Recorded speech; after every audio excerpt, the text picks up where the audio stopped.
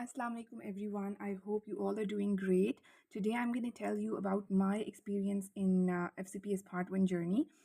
I just recently cleared my medicine in a light subject in FCPS Part 1, and so today I'm going to share you about all the resources from which I actually studied, also some tips and tricks which will easily make you pass this exam too. Okay, so let's just get started. Please subscribe my channel if you're new to it.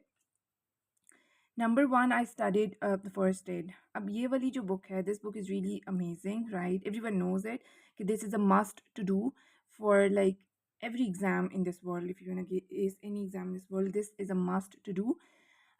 इसमें से मैंने I already studied it in my med school, but this time it was just a revision, right? तो आपने इसको अच्छे से revision देनी है, ठीक है? अगर आपके पास टाइम नहीं है इसको रिविजन देने का, then it's totally fine. You can have concept in your mind और आप आगे चल सकते हैं. अच्छा, उसके बाद for physiology I actually opted for BRS physiology. That's a very great book. It's a short book, so you can easily go through the topic once you have listened to the lecture videos. जो मैं आगे आपको बताऊंगी मैंने कौन से lectures लिए थे. रफ़ी एक बुक है जिसके अंदर ना डिफरेंट पर्ल्स होते हैं, लाइक स्टेटमेंट्स होती हैं आपके लास्ट पिछले जो पास पेपर्स होते हैं उनके BCQs बने हुए होते हैं. सो उसके जो है ना वन लाइन स्टेटमेंट्स होती हैं सारी की सारी. अभी मेरे पास है नहीं book, otherwise I would definitely have shown you all those things. तो उसमें कि आपने जो है ना पूरी पूरी स्टेटमेंट्स होती हैं. Just have to highlight the important stuff, the answers, and then just उसमें ना काफ़ी रेपिटिशन भी है, ठीक है? That's a drawback. बहुत ज़्यादा रेपिटिशन है उसमें, मतलब पूरे एक पेज में ना कभी कभी तो ऐसा होता है कि वो एक ही बात बार बार रिपीट कर रहा होता है. तो व्हाट द थिंग इज़ कि आपको करना क्या चाहिए, उसको एक ही दफ़ा फर्स्ट जब टाइम पढ़ें तो उसको हाईलाइट कर दें आंसर्स को. जो सेकंड टाइम रीड करेंगे तो वो आपको जो है ना वो फिर ईजी होगा कि सिर्फ हाईलाइटेड थिंग्स ही पढ़नी है. अच्छा, तीसरे नंबर पे आ जाती है SK series. This is made by Salahuddin कमाल.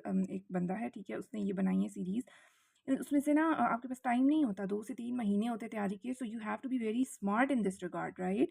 तो उसमें आपने सिर्फ और सिर्फ लेटेस्ट वंस पढ़े. कुछ लोग क्या करते हैं, पूरा प्रॉपर्ली पिछले पूल भी पढ़ना स्टार्ट कर देते हैं. यानी कि इसकी ना डिफरेंट होती हैं. इसके 1 to 14 आती है पहले, उसके बाद 15 की अलग बुक है, फिर 16 की है, फिर 17 के जो है ना वो 2 वॉल्यूम्स हैं, 1 और 2, and then the latest one is 18, जिसमें भी ये पिछले साल के ना मई के और उसके अगस्त के ना पेपर्स आए हुए थे. So you just have to read the basics once to just get an idea that what's actually been asked in the paper, right?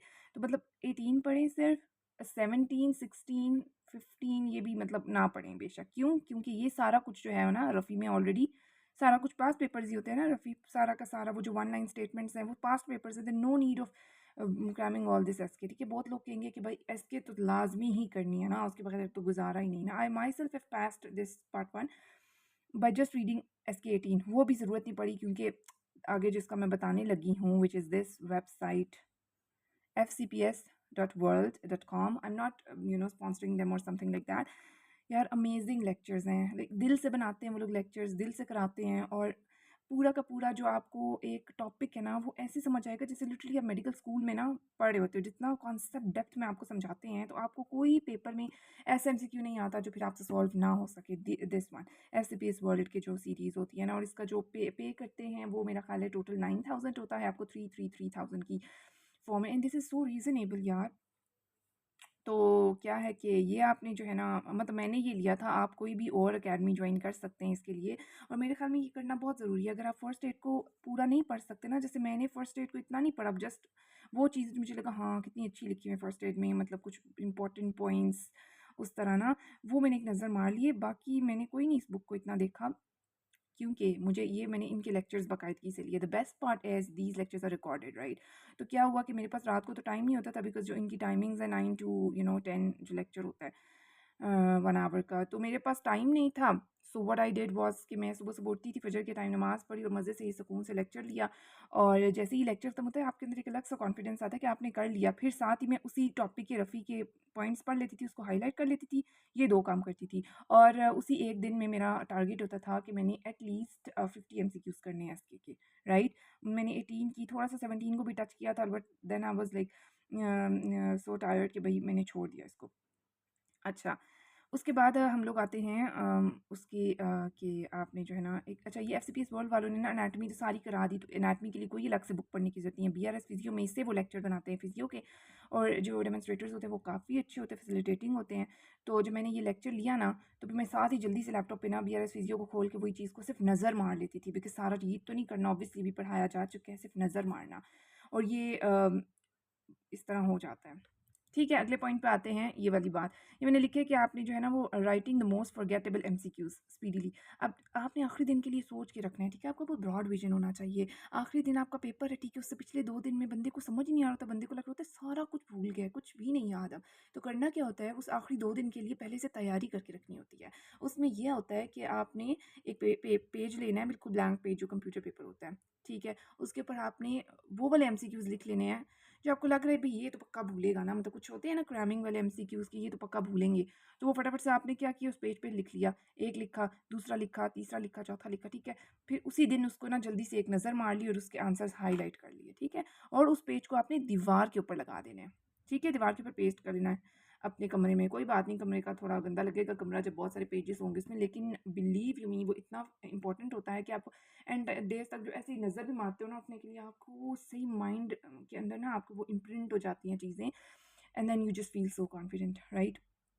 अच्छा, एक तो ये काम मैंने किया। मैं ना अपने आगे के लिए सोच रही थी कि भाई आखिरी दिन क्या होएगा, उस दिन जो मैं पैनिक हुई पड़ी होती इतनी ज़्यादा, मैं उसके लिए जल्दी-जल्दी पेजेस बना दिए कि मैं पूरा सब सिलेबस बंद कर दूँगी, कुछ भी नहीं पढ़ाई करूँगी, सिर्फ़ इन पेजेस को पढ़ूँगी, ठीक है? और वो भी पेजेस तब तक आप कहते हो वो भी पढ़ने की ज़रूरत नहीं कि रोज़ उधर से ना नज़र गुज़र रही होती है, ठीक है? आई नो वीडियो लॉन्ग हो रही है, but I really wanted to tell all of these things to you guys, ताकि आपका पेपर जो है ना वो फर्स्ट अटेम्प्ट में पास हो जाए, and these are very important things, believe you me, right? लोगों को समझ नहीं आ रही होती करना क्या है। अच्छा, ये वाला काम आपने कर लिया।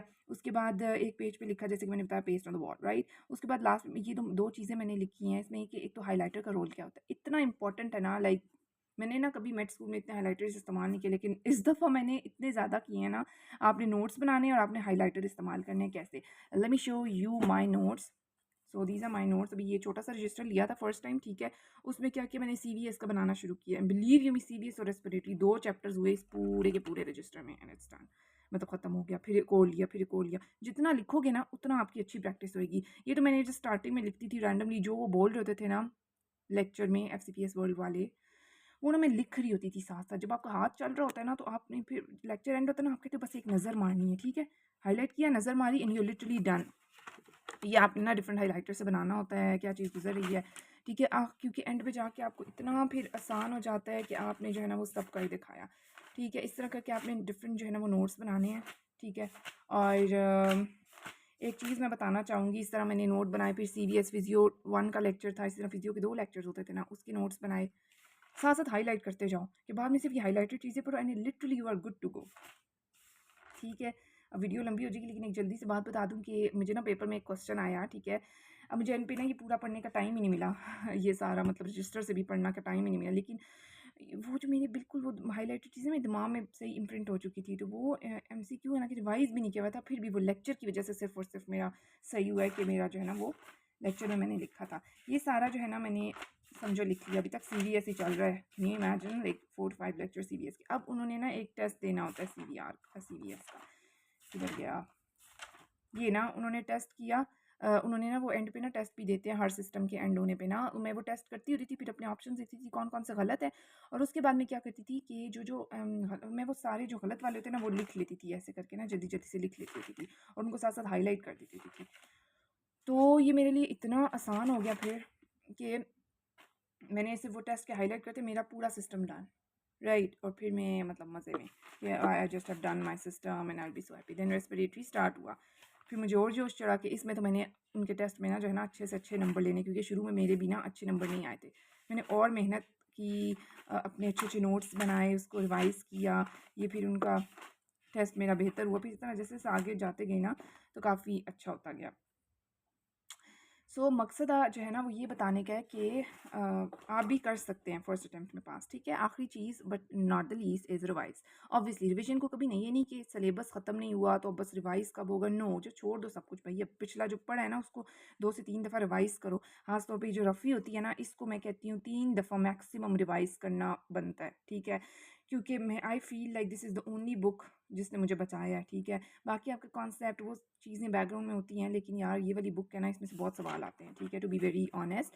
और फिर बस यही है कि relax one day before your exam, because होना वो ये जितनी आपने तैयारी की होनी है, जितनी कोई आपने जो है ना दुआएं ली होनी है, ठीक है, believe in Allah mighty because he is only one who can pass this exam through. Okay, so दूसरा आपने प्रे 5 times a day, ये तो बिल्कुल भी नहीं छोड़ना, ठीक है। लोगों से दुआएं लेनी है ज़्यादा से ज़्यादा, और अपनी जो है तैयारी पे बिलीव करना है, ठीक है। आप ये नहीं कह सकते कि आपने पढ़ाई की है और आपने जो है ना फिर भी आपके गंदे नंबर आए हैं, नहीं। पढ़ाई जो करता है ना, अल्लाह उसका सिला देता है, ठीक है।